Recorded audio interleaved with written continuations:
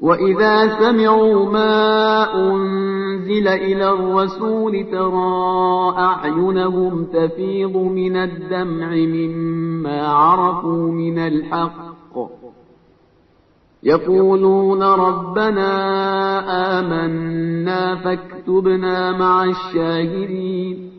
وما لنا لا نؤمن بالله وما جاءنا من الحق ونطمع أن يدخلنا ربنا مع القوم الصالحين فأثابهم الله بما قالوا جنات تجري من تحتها الأنهار خالدين فيها وذلك جزاء المحسنين.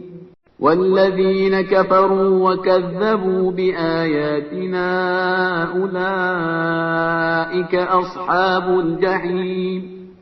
يا أيها الذين آمنوا لا تحرموا طيبات ما أحل الله لكم ولا تعتدوا إن الله لا يحب المعتدين.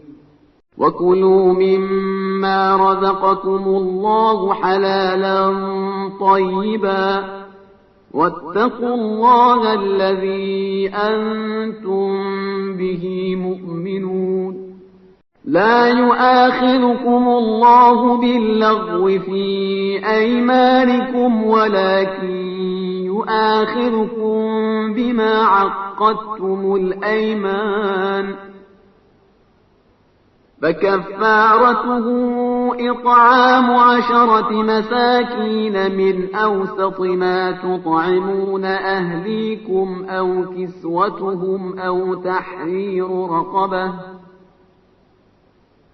فمن لم يجد فصيام 3 أيام ذلك كفارة أيمانكم إذا حلفتم واحفظوا أيمانكم كذلك يبين الله لكم آياته لعلكم تشكرون.